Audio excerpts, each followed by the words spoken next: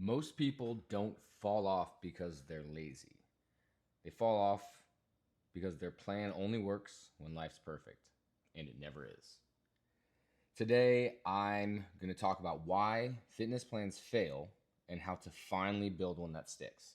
I'm actually sitting in my kitchen right now. Oh, and by the way, I'm Nick Urankar, and I'm here today sitting in my kitchen. I just ate some salmon, rice with turmeric. Never would have thought to put turmeric on rice, but my wife does it, and it is phenomenal. Also, wash your rice. So when you are going to make rice, we make an Instant Pot, wash it. It doesn't stick. It's crazy. And then we have a ton of veggies that were just frozen veggies that were cooked, and then just basically reheat some of those. And that was my dinner. And now here I am. And I think this is something that I've seen a lot being a gym owner for well over 10 years, having a online business for 10 plus years. And it's the main reason why most people quit, fall off, whatever you want to call it. They just don't have the time. Life happens. They got busy, got injured. Something ended up happening that they said that the plan no longer works. So my biggest thing is that I think when it comes down to it, if you really talk to that person, they'd be like, well, I'm unmotivated. And to me, it's not about being unmotivated. It's that you're using a plan that doesn't match your life. And what I mean by that is you're actually saying that the plan has to go as is or else you can't do it. And that's not how this works at all. And I realized this from being a coach and from when I was training. And every plan I ever tried to follow always fell apart. And I beat myself up about it. And I did that 4 years as an athlete and as like, how come this doesn't stick with other people? So the big thing is you don't need more motivation. You need a plan that meets you where you are and that you're okay with changing as things change for you. So I'll start with a few simple, but I think it's worth hearing kind of tips. And one that we do a lot of this is have your go-to meals. So one would be eat the same few meals often. And there's a few reasons why that matters. One, I would suggest pick 5 sample meals. So 5 meals where you're like, these are the things that we want. These are what we eat a lot of, salmon, rice, veggies. Now, if you're like, ew, I hate salmon, cool, pick something else. Chicken, rice, veggies. A side salad with steak and something else. Cottage cheese and, fruit. Like a protein in yogurt. So you literally can just take your protein, mix it in your yogurt, just a protein shake. I'm not sure what, but think I want to hit multiple areas. So, carbs, fats, proteins, and I'm going to make 5 meals that make sense for me. And then what you do is you create a shopping list off of that. And then you've got probably between 15 and 20 items. And you just, every time you go, you make sure you have those items because then you have these 5 meals. And the big thing is you're probably like, well, what if I get bored of the meal? Pick 5 meals that you love. Like, there are 5 meals that you're just like, if I had that every night, I'd be okay. And if you're like me, and most likely any guy out there is like, I could find 5 things. Whereas we get way too complicated. We try to find these new recipes and do all these different things, and that's great. Do it. But have your go-tos. Have those 5 that you're like, oh, it's a busy day. Like things are crazy. I know I've got that meal. It's super simple. And then a extra hack. You can eliminate a lot of meal prep by just making extra for dinner and using it for lunch. And if you go into it thinking, I'm going to have it for dinner, and then I'm going to take what I have extra for lunch, you're going to eat less. And one of the things that I suggest too is just a 1-plate rule. You get 1 plate. You don't go back for seconds. You don't get extras. And if you do get extra, it's only protein. You don't get to go back because most of the time, like when I want to go back, it's for the rice, right? It's you're like, I didn't really get as much as I needed. No go backs. That's your lunch tomorrow. That's just an easy meal prep. I think people are like, oh, I don't want to meal prep because again, meal prepping is placed into a box of spend all day Sunday prepping 5 meals for every single day of the week. And then most of the time you get to the second or third day and you're just like, that meal doesn't even look good anymore. Like, I don't even think I should eat it. So we use dinner as prep for the next day. And we've learned that through having kids, being busy, wanting to wake up, wanting to take care of ourselves, do certain things and not just spend time prepping all the time. Now, that doesn't mean that we don't, and I say we, but that doesn't mean that my wife doesn't meal prep, because she does. She will spend a decent amount of time in the kitchen once a month. Occasionally, she'll go on a spurt where she'll do it a few weeks in a row. But for the most part, this is what we do. So, second hack. Short workouts count. I used to struggle and I would create all these things I had to do. And if I didn't get them all done, I would feel like I failed. And it was interesting.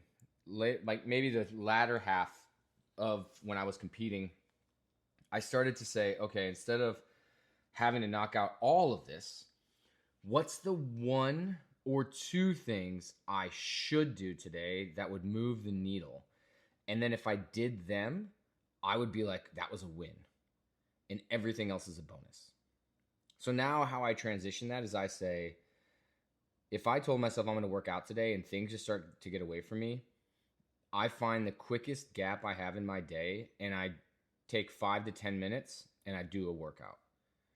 And it's just grab some dumbbells and do something simple that's just nonstop that I'm like, I'm glad I did that. Because it's better than zero.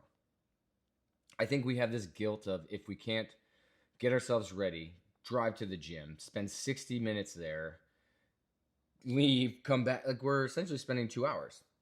And if we can't get the hour in, we get this guilt of like, oh, I don't have the time to go to the gym. I don't have the time to go to the gym. Who cares about going to the gym? Drop down. You heard that drop down, give me 20. Drop down and set a timer for 5 minutes and just do 5 minutes of push-ups. I guarantee you, if you did that right now, if you started right now while I continue talking, you're going to be like, holy crap. I think because it's this 60-minute thing, we underestimate the value of high-quality work. Go out and chop wood for 10 minutes, and you're going to be like, dang, I'm dead. Yeah, it doesn't take 60 minutes. Just some made-up thing. Most workouts are just made up because somebody has an imagination, has an idea, wants to test if it works, and they found out that it does or it doesn't, and they've tweaked and they've changed it. But then when it gets on a piece of paper in front of you, you look at it like gospel. Like it has to be done. It has to be this way. Otherwise, I failed. And the person sitting there like, I actually just made it up. You could easily just tweak it. Cut 5 minutes off of it. Add 5 minutes to it. Change the rep schemes. I don't really care. All I care about is that I'm trying to help, and this is an easy way for me to be able to do that because I'm good. That's how I feel. Tweak everything. Number 3, don't make up missed workouts. If you literally miss something and you're like, oh, I'm going to go catch back up, don't. Just pick up where you left off. Move on. No one cares if you were perfect. Literally, if they do, that's a problem. You need to just let that go and start over. And if you've got 4 things you have to do, just tell yourself you're going to do 1. And if you do 2 and do 3.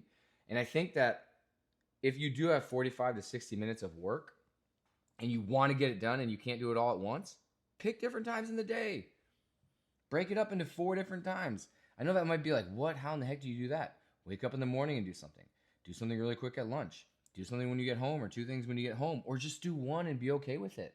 Because if you're like, well, that's crazy, then obviously going 60 minutes to the gym is crazy. So find a time and do it. There are so many times in your day that you have some 10-minute gap that you can do something. And if you're focused on like what I missed, you're missing the whole idea of be consistent, move, and truthfully, it doesn't matter that much because the more consistent you get, the more you're going to do what is going to move the needle the most. But in the beginning, you just have to get yourself to move. And then, did you keep going? is the only question that matters. When you started, did you just keep doing it? Did you keep going? Are you working? If you missed it, are you going to do it tomorrow? Are you going to do it in 10 minutes? Are you going to do it because you have the time to do it? The goal of health is to keep going towards the direction that you said. You're going to mess up. You're going to miss a day. You're going to miss a meal. You're going to cheat. You're going to do something that has you saying, this wasn't the plan. Cool. Who cares? Keep going. That's it. One mistake does not ruin you. Eating a Butterfinger because it tastes good, which I love Butterfingers. I can't tell you the last time I had one, but I love them. They are probably the best candy bar I've had. But if I eat one, I know I'm not eating one tomorrow and the next day and the next day. If I do, I'm like, all right, I got that out. I'm not doing that again. I don't do it again. Start speaking super clear on who you are and what you do. This is how people stay consistent. It's simplifying food, shrink the pressure you put on yourself, and just keep moving. Keep moving. Don't focus on what you're not doing or what you're missing or that you missed, and just go. So this is what I see so much in other people and in myself all the time.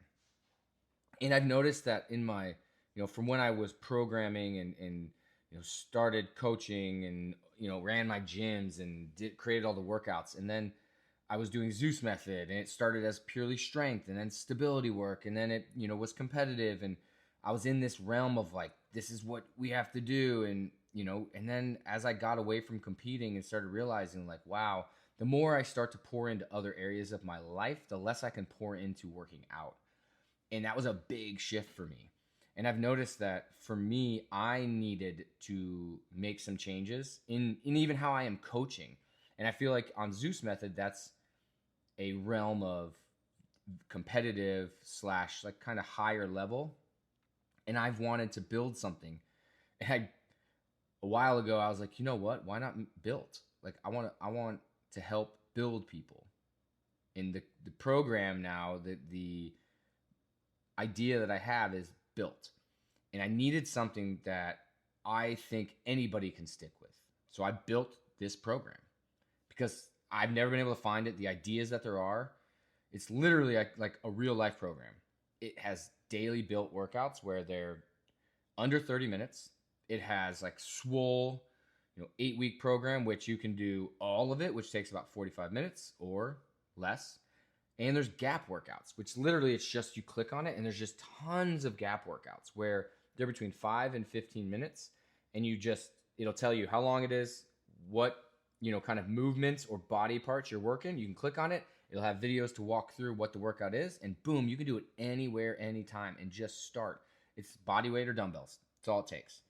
Literally short workouts. But then there's also bodybuilding, which most of the stuff is going to be about 45 minutes. There's cardio lifting, which is awesome, but a barbell is primarily needed. But it's the short workouts. It's got simple nutrition videos. It's not all about just tracking. It's teaching how can I do this stuff that actually it accounts for not living in a fantasy world, because we all have to deal with a lot of crazy stuff and things pop up and stuff happens. And how can I actually live in a world that is okay with me having to do things in a way that makes sense, not just a way that is just made up and doesn't make any sense. So it's those tools that fit life. And it's for people who are done starting over, because I feel like a lot of times it's the getting burnt out of something, needing something different, hating what you're doing, not feeling like you're good enough, or that you've struggled or you've missed, right? You've stopped going. Let's say you're at a gym and you haven't gone for a while. You feel like guilty going back in, but you shouldn't. Just go back in. So, Built is not available right now. I'm building a consistency kit that you can actually get, and it'll kind of give you you can just grab it. I'll probably have it under here at some point. But you grab it and it'll just kind of help with having a better understanding of some workouts that you can do, my mindset around nutrition, and how you keep going. That simple items that you can do all the time. So I'm really excited for that. But I wanted to come on and share about me thinking there are ways that you can make how you viewed fitness different. There isn't a perfect fit. There's nothing that's perfect. I always say, you know, when I was competing and you got to the CrossFit Games, there'd be 40 men and 40 women who pretty much trained completely different, yet they would get very similar results at the end of the day. Obviously, there were outliers on both ends, but for the most part, the training was completely different, and yet we have people who are seeing similar results. And I always say your training is just, you are a byproduct of your training. So if you want to get big and strong, you lift heavy. If you want to lean out and get skinnier, you don't lift as heavy. You do a little bit more conditioning work, some longer things. And I don't mean just like run and row, but I mean actually like taking the time. That's a little bit more time, and you're focusing food differently, right? One demands more intake, the other one is smarter and less. So I think that if we can get a better idea of what is it that we're looking for and how can I do it, and not on a set timeline, but on I'm going to do this forever, and then I'm going to accept my results and tweak as needed. Because the longer you do this, the easier it is to say, I'm going to make a change and I'm actually going to follow through with it. So hopefully this gave you some simple things that you can use. Really appreciate you listening. Again, I'm Nicky Rankar, and I'm just going to say I'm back, baby.